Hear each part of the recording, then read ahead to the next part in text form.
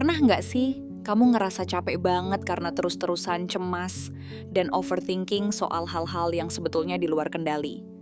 Mikirin omongan orang di sosmed, khawatir soal masa depan yang belum tentu kejadian, sampai stres karena hal-hal sepele nggak jalan sesuai rencana. Rasanya kayak ada badai nonstop di dalam kepala, nyedot energi, bikin tidur nggak nyenyak, dan akhirnya kamu jadi nggak produktif. Kamu capek, kejebak di pikiran sendiri, dan nanya, masa sih hidup harus seberat ini? Kalau iya, kamu nggak sendirian. Di dunia modern yang serba ngebut dan penuh tekanan ini, jutaan orang ngerasain hal yang sama. Kita terus-terusan dibombardir ekspektasi, perbandingan, dan ketidakpastian. Tapi coba bayangin, gimana kalau kamu punya semacam tameng mental? Semacam remote control buat pikiranmu, yang bikin kamu bisa tetap tenang, fokus, dan teguh di tengah badai apapun. Kabar baiknya, tameng itu beneran ada. Dan umurnya udah lebih dari 2000 tahun. Filosofi ini dipakai sama kaisar, negarawan, seniman, sampai pejuang buat ngebangun mental baja. Namanya adalah stoikisme. Ini bukan filsafat ribet yang cuma buat akademisi. Stoicisme itu panduan praktis buat hidup. Anggap aja kayak operating system, buat pikiran yang bantu kamu misahin mana yang penting dan mana yang cuma sampah pikiran. Di video ini, kita bakal bongkar 7 prinsip simple dari stoicisme yang bisa mengubah total cara pandangmu. Ini bukan soal jadi robot tanpa emosi, tapi soal jadi arsitek buat ketenangan batinmu sendiri. Kita akan belajar cara berhenti jadi korban keadaan dan mulai jadi bos buat respons kita. Jadi, kalau kamu siap bangun mental yang lebih kokoh dan hidup lebih damai, tonton video ini sampai habis. Dikotomi kendali, fokus pada apa yang bisa kamu kontrol. Prinsip pertama, dan ini yang paling dasar banget dalam stoicisme adalah dikotomi kendali. Kedengarannya mungkin rumit, tapi idenya super simple. Dalam hidup, cuman ada 2 jenis hal, yang bisa kita kendalikan dan yang nggak bisa. Yang bisa kita kendalikan cuma pikiran, penilaian, dan tindakan kita sendiri. Itu doang.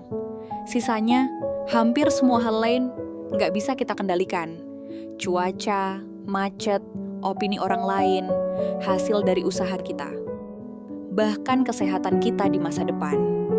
Filsuf stoik kayak Epictetus, yang dulunya budak tapi kemudian jadi guru filsafat hebat, bilang kalau sumber utama penderitaan manusia itu gara-gara kita ngotot ngendaliin hal yang nggak bisa dikontrol, sambil ngabain satu-satunya hal yang ada di genggaman kita. Coba deh pikirin, berapa banyak energi mental yang kita buang tiap hari buat hal-hal di luar kendali. Kita ngomel-ngomel karena macet, padahal macetnya nggak bakal hilang cuma karena kita marah. Kita cemas berhari-hari mikirin omongan orang di belakang kita, padahal kita nggak akan pernah bisa ngontrol mulut mereka. Kita stres mikirin dapat promosi atau enggak, padahal keputusan akhirnya ada di tangan atasan. Disinilah stoicisme nawarin revolusi mental. Daripada buang-buang energi buat hal eksternal, kita diajak buat mindahin 100% fokus kita ke dunia internal kita. Contoh gampangnya, media sosial. Kamu baru aja ngepost sesuatu, mungkin karya yang kamu buat susah payah. Terus, muncul komen negatif yang nyelekit dan gak adil. Reaksi non-stoik. Kamu marah, tersinggung, cemas. Kamu habisin waktu, berjam-jam mikirin komen itu, coba bales dengan argumen sengit, dan moodmu ancur seharian. Kamu berusaha ngontrol opini si komentator, hal yang jelas-jelas di luar kendalimu. Reaksi stoik. Kamu lihat komen itu, tarik napas, tanya ke diri sendiri, apa yang bisa gue kontrol di sini? Kamu nggak bisa ngontrol kebencian atau ketidaktahuan orang itu. Yang bisa kamu kontrol adalah reaksimu. Kamu bisa pilih buat cuekin aja. Kamu bisa pilih buat blokir.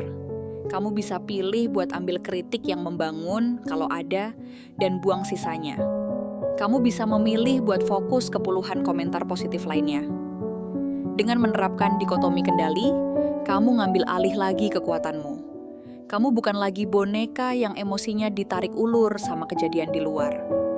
Kamu jadi tuan di duniamu sendiri. karena kamu tahu persis di mana batas kuasamu. Ini langkah pertama menuju ketenangan sejati. Amor fati, mencintai takdirmu. Setelah kita belajar misahin apa yang bisa dan nggak bisa dikontrol, prinsip kedua ini ngajak kita selangkah lebih jauh. Namanya amor fati, frasa Latin yang artinya cintai takdirmu. Eits, ini bukan sekadar pasrah nerima nasib sambil ngeluh. Amor fati itu ajakan buat secara aktif meluk semua yang terjadi di hidup kita, yang baik, yang buruk, yang biasa aja, sebagai bagian dari perjalanan yang memang seharusnya terjadi. Marcus Aurelius, kaisar Romawi sekaligus filsuf Stoik, nulis di jurnal pribadinya. Api yang membara mengubah semua yang dilempar ke dalamnya menjadi nyala dan cahaya. Artinya, seorang Stoik nggak cuma tahan banting pas kena masalah, tapi justru make masalah itu jadi bahan bakar, buat jadi lebih kuat dan bijaksana. Konsep ini ampuh banget buat ngadepin kegagalan. Bayangin kamu baru aja kena PHK dari kerjaan yang kamu suka. Reaksi non-stoik. Kamu nangis, kenapa harus gue? Ini nggak adil, hidup gue hancur. Kamu nyalahin perusahaan, atasan, ekonomi, bahkan takdir. Kamu kejebak dalam kepahitan yang bikin kamu susah bangkit. Reaksi stoik dengan amor fati. Kamu ngerasain sakitnya, itu manusiawi. Tapi setelah itu kamu bilang ke diri sendiri, oke, ini udah terjadi. Ini sekarang bagian dari cerita gue. Gue nggak pengen ini, tapi gue terima. Gue akan cintai takdir ini. Kamu mulai ngeliat ini sebagai kesempatan. Mungkin ini dorongan yang kamu butuhin buat akhirnya mulai bisnis sendiri. Mungkin ini waktunya buat belajar skill baru yang udah lama kamu tunda. Mungkin ini jalan menuju karier lain yang ternyata lebih bikin bahagia. Amor fati ngubah sudut pandang dari korban jadi murid. Setiap rintangan bukan lagi tembok, tapi anak tangga ke level berikutnya. Gagal ujian, kesempatan buat belajar lebih giat. Hubungan berakhir, pelajaran berharga tentang apa yang kamu butuhin dari pasangan dan kesempatan buat tumbuh jadi pribadi yang lebih baik. Penting ya, amor fati itu bukan toxic positivity. Ini bukan soal pura-pura semua baik-baik aja sambil nahan sakit. Justru sebaliknya. Ini soal ngelihat kenyataan apa adanya, termasuk rasa sakitnya. Dan dengan sadar, mutusin buat nggak melawannya. Kamu bilang ya sama kehidupan seutuhnya. Dengan begitu, nggak ada lagi energi yang kebuang buat berharap masa lalu bisa beda. Semua energimu bisa kamu curahin buat ngebangun masa depan terbaik dari kenyataan yang ada sekarang. Kebajikan sebagai satu-satunya kebaikan. Virtue is the highest good. Prinsip ketiga ini bisa jadi yang paling radikal ngubah cara kita mandang sukses dan bahagia. Buat para stoik, hal-hal kayak kekayaan, kesehatan, atau popularitas itu statusnya netral. Mereka nyebutnya indifference. Bukan berarti nggak berguna, tapi kebahagiaan sejati kita nggak bergantung di sana. Terus, apa satu-satunya hal yang beneran baik? Jawabannya adalah kebajikan, virtue. Dalam stoicisme, kebajikan itu punya 4 pilar. Kebijaksanaan, melihat dunia dengan jernih. Keadilan, memperlakukan orang dengan adil. Keberanian, menghadapi tantangan dengan tegar. Dan pengendalian diri, mengelola hawa nafsu dan emosi. Kebahagiaan sejati, kata para stoik, datang dari hidup yang selaras sama nilai-nilai ini, nggak peduli apapun hasil di luarnya. Ini beda banget sama cara dunia modern ngukur sukses. Kita diajarin buat ngejar jabatan, gaji tinggi, jumlah followers. Stoicisme bilang, itu semua bonus, fokus utamamu harusnya ada di karaktermu. Kita lihat contohnya. Bayangin 2 orang lagi ngerjain proyek penting. Orang pertama orientasinya ke hasil eksternal. Tujuannya dapat promosi dan pujian. Buat nyapainya, dia mungkin ambil jalan pintas atau nyikut temennya. Kalau dia gagal dapat promosi, dunianya runtuh. Harga dirinya hancur karena nyantol divalidasi orang lain. Orang kedua orientasinya ke kebajikan stoik. Tujuannya adalah ngerjain proyek itu sebaik mungkin sesuai nilainya. Dia kerja keras, keberanian, jujur sama timnya, keadilan. Ambil keputusan berdasarkan data, kebijaksanaan, dan jaga emosi tetap stabil di bawah tekanan, pengendalian diri. Buat orang kedua ini, dapat promosi atau enggak itu urusan nomor 2. Dia udah menang, karena udah bertindak dengan versi terbaik dari dirinya. Kebahagiaannya datang dari proses dan integritasnya, bukan dari hasil yang di luar kendali. Kalau dia dapat promosi, bagus. Kalau enggak, dia tetap bisa tidur nyenyak karena tahu udah ngelakuin hal yang benar dengan cara yang benar. Prinsip ini ngebebasin banget. Kamu nggak lagi naik turun emosi gara-gara ngejar validasi eksternal. Kamu nggak lagi ngerasa gagal cuma karena nggak sekaya temenmu. Ukuran suksesmu pindah ke dalam diri. Hari ini gue udah bijaksana belum? Gue udah adil ke orang lain. Gue udah berani, gue udah bisa ngendaliin diri. Ketika kamu mulai ngukur hidup pakai scorecard internal ini, kamu jadi nggak terkalahkan. Dunia luar bisa ngambil hartamu, jabatanmu, tapi nggak ada yang bisa ngerampas karaktermu. Itulah benteng mentalmu yang sesungguhnya. Apatheia, mencapai ketenangan emosional. Dengar kata apatheia, banyak orang langsung mikir artinya apati atau cuek nggak peduli. Ini salah satu salah paham terbesar soal stoicisme. Apatheia dalam konteks stoik bukan berarti nggak punya emosi. Mereka juga manusia biasa kok. Bisa ngerasain cinta, senang, sedih, dan marah. Apatheia itu artinya sebuah keadaan di mana kita nggak dikuasai sama emosi-emosi negatif dan irasional. Ini soal mencapai pikiran yang jernih, di mana kamu bisa ngerasain sebuah emosi tanpa harus jadi budaknya. Ini seni menciptakan jeda antara stimulus apa yang terjadi dan respons reaksimu. Seneca, seorang filsuf stoik, ngegambarin ini dengan indah. Katanya, pikiran kita harus kayak langit biru yang luas. Awan-awan emosi datang dan pergi. Kadang gelap dan badai, kadang putih dan lembut. Tapi di balik itu semua, langitnya sendiri tetap tenang dan gak terpengaruh. Gimana cara ngelatih apatheia? Kuncinya adalah observasi.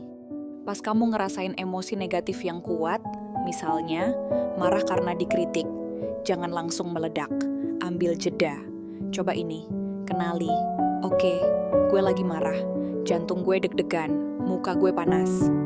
Analisis, kenapa gue marah? Karena penilaian dia rasanya kayak serangan personal. Di sini, kamu pakai logika buat bedah emosimu. Kamu bakal sadar kalau penderitaanmu bukan dari kata-kata orang itu, tapi dari penilaianmu soal kata-kata itu. Respons bijak. Setelah dianalisis, kamu punya pilihan. Apa marah-marah bakal benerin situasi? Hampir nggak pernah. Mungkin respons terbaik adalah diam, atau jawab dengan tenang, atau sadar kalau opini dia nggak punya kekuatan apa-apa kecuali kamu yang ngasih kekuatan itu. Contoh lain, cemas soal masa depan. Kamu cemas karena mau presentasi penting. Reaksi non-stoik. Pikiranmu loncat ke skenario terburuk. Gimana kalau gue ngeblank? Gimana kalau mereka nggak suka? Malu-maluin diri sendiri. Nih, cemasnya bikin kamu lumpuh. Reaksi stoik dengan apatheia. Kamu rasain getaran cemas itu. Kamu akui. Terus kamu tanya, apa yang bikin cemas? Jawabannya, pikiran soal masa depan yang belum terjadi dan di luar kendali. Kamu lalu balikin fokus ke dikotomi kendali. Gue nggak bisa ngontrol reaksi klien, tapi gue bisa ngontrol seberapa bagus persiapan gue. Gue bisa latihan sampai lancar. Dengan ngelatih apatheia, kamu nggak gampang kebakar sama setiap percikan emosi. Kamu jadi pengamat yang tenang buat pikiranmu sendiri. Ini bukan nahan emosi, tapi ngelola emosi. Sebuah skill yang bikin kamu bisa mikir jernih di bawah tekanan dan jaga kedamaian batin di tengah kekacauan dunia. Hidup selaras dengan alam, logos. Prinsip kelima, hidup selaras dengan alam ini emang kedengeran agak abstrak, tapi sebenarnya praktis banget. Buat para stoik, alam itu bukan cuma pohon dan sungai. Alam adalah tatanan rasional alam semesta. Mereka percaya semua yang terjadi itu bagian dari jaringan sebab akibat raksasa yang saling nyambung, yang mereka sebut logos. Hidup selaras dengan alam artinya menerima kalau ada hal-hal yang emang bagian dari tatanan universal yang nggak bisa kita lawan. Perubahan, kehilangan, penuaan, dan kematian. Melawan hal-hal ini sama sia-sianya kayak nyoba ngelarang matahari terbenam. itu cuman bikin kita menderita. Coba pikirin soal perubahan. Kita sering banget nolak perubahan. Pengennya kerjaan aman selamanya. Hubungan gak pernah berubah. Orang yang kita sayang hidup abadi. Tapi alam semesta gak kerja gitu. Perubahan adalah satu-satunya hal yang pasti. Contohnya, orang yang stres karena umurnya nambah. Dia lihat kerutan di wajahnya dan putus asa. Dia berjuang melawan proses penuaan. Frustrasi setiap kali ada tanda-tanda baru. Dia lagi berantem sama alam dan itu pertarungan yang udah pasti kalah. Seorang stoik di sisi lain bakal berusaha hidup selaras sama alam. Dia menerima kalau menua itu bagian alami dari siklus hidup. Dia nggak harus suka, tapi dia nggak melawannya. Daripada meratapi masa muda yang hilang, dia fokus pada kebijaksanaan dan pengalaman yang datang seiring waktu. Dia mindahin fokusnya dari penampilan fisik, eksternal, ke kekuatan karakter, internal. Prinsip ini juga berlaku buat kejadian besar di luar kendali kita, kayak krisis ekonomi atau pandemi. Marah-marah karena hal itu terjadi itu sia-sia. Sama aja kayak marah sama hujan karena bikin kamu basah. Seorang stoik akan menerima kenyataan situasinya. Oke, pandemi lagi terjadi. Ini realitasnya sekarang. Penerimaan ini bukan tanda lemah, tapi titik awal buat bertindak cerdas. Dari situ, baru dia bisa nanya, dengan kondisi kayak gini, apa hal terbaik yang bisa gue lakuin? Gimana cara gue adaptasi? Gimana gue bisa bantu orang lain? Hidup selaras dengan alam itu berarti berhenti buang energi.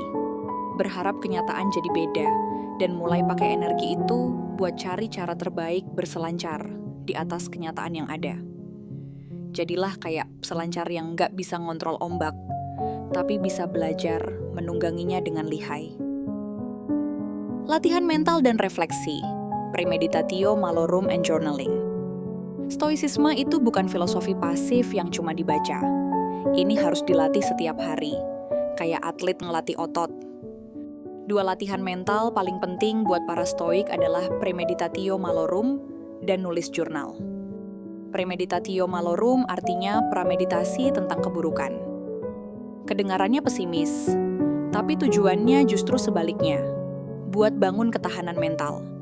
Latihannya simpel, luangin waktu tiap pagi buat ngebayangin hal-hal buruk yang mungkin terjadi hari itu. Bukan buat bikin kamu cemas, tapi buat mempersiapkanmu. Misalnya, kamu bayangin, hari ini mungkin gue bakal kejebak macet parah. Mungkin gue bakal ketemu rekan kerja yang nyebelin. Project gue mungkin ditolak. Dengan ngebayangin ini duluan, kamu nyabut taring dari kejadian itu. Kalau beneran terjadi, dampaknya nggak akan mengejutkan karena mentalmu udah siap. Kamu nggak panik. Kamu juga bisa rencanain respons stoikmu. Kalau macet, gue nggak bakal marah, gue dengerin podcast aja. Kalau rekan kerja nyebelin, gue bakal tetap sabar dan profesional. Kalau project ditolak, gue bakal minta masukan buat perbaikan. Latihan ini kayak vaksinasi mental. Kamu nyuntikin dosis kecil kesulitan imajiner, jadi pas kesulitan beneran datang, sistem imun mentalmu udah siap tempur. Latihan kedua adalah nulis jurnal. Marcus Aurelius nulis buku stoik paling terkenal, Meditations, yang sebenarnya jurnal pribadi dia. Nulis jurnal itu cara buat refleksi, ngecek tindakanmu, dan ngelurusin diri lagi sama prinsip-prinsip stoik. Tiap malam, coba deh jawab beberapa pertanyaan simpel ini di jurnalmu. Hal baik apa yang gue lakuin hari ini sesuai nilai stoik. Contoh, gue berhasil tetap tenang pas dikritik tadi. Di bagian mana gue bisa lebih baik? Contoh, gue tadi kurang sabar pas anak numpahin minuman. Besok gue mau coba lebih ngertiin. Apa yang terjadi di luar kendali gue hari ini, dan gimana gue meresponsnya? Pelajaran apa yang bisa gue ambil dari kesulitan hari ini? Ini bukan soal ngejudge diri sendiri, tapi soal observasi yang jujur. Jurnal itu kayak cermin buat ngeliat dirimu lebih jelas. Ini adalah ruang aman buat ngobrol sama diri sendiri, dan mastiin tiap hari kamu ada kemajuan buat jadi versi dirimu yang lebih bijaksana dan tangguh. Persaudaraan manusia, cosmopolitanism. Prinsip terakhir ini ngikat semua prinsip lainnya dalam bingkai sosial yang keren. Namanya cosmopolitanism, gagasan bahwa kita semua, Nggak peduli negara, status, atau latar belakang, adalah warga dari satu komunitas yang sama, komunitas manusia. Seorang filsuf stoik ngegambarin ini pakai konsep lingkaran. Lingkaran paling dalam itu diri kita.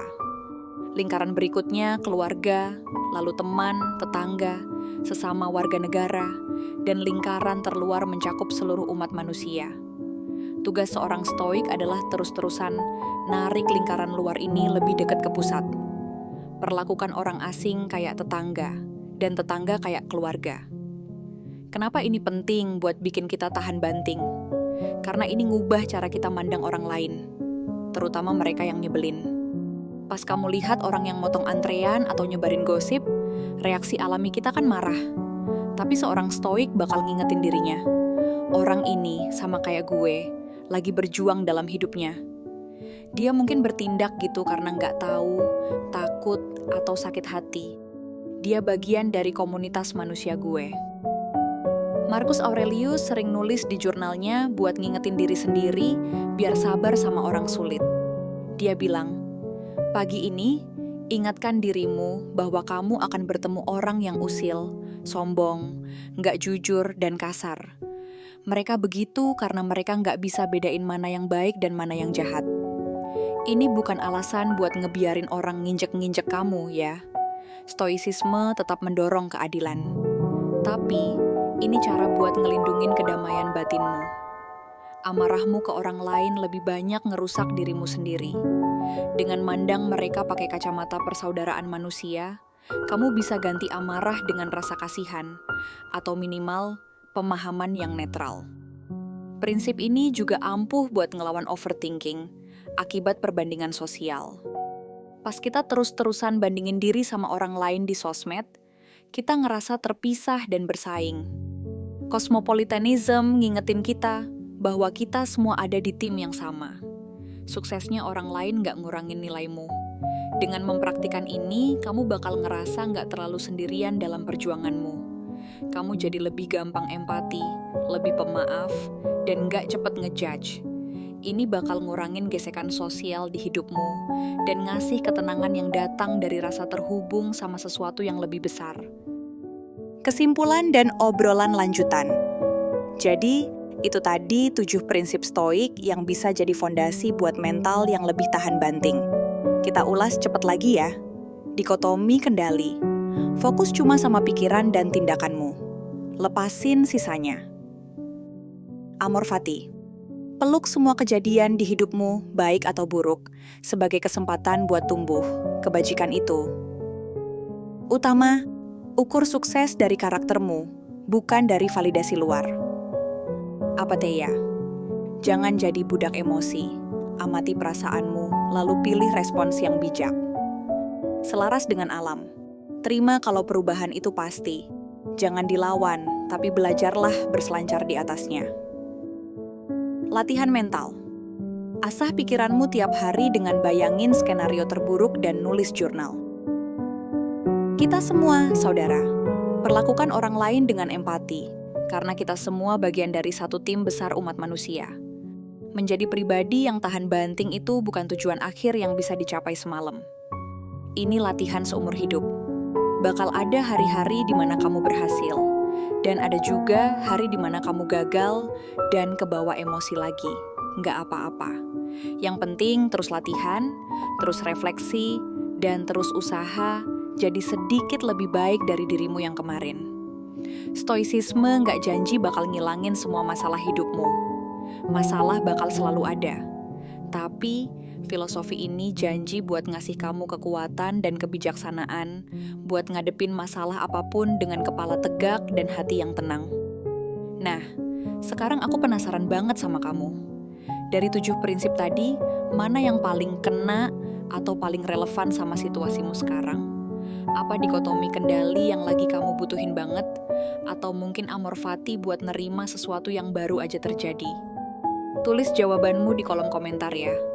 Aku seneng banget bisa baca dan belajar dari pengalaman kalian semua. Dan kalau kamu ngerasa video ini bermanfaat, jangan lupa subscribe dan nyalain loncengnya, biar kita bisa terus belajar bareng di video-video selanjutnya. Makasih udah nonton. tetap tenang, tetap kuat. Bersama Kinanti di Inner Self Channel. Wassalamualaikum warahmatullahi wabarakatuh. Salam tetap semangat.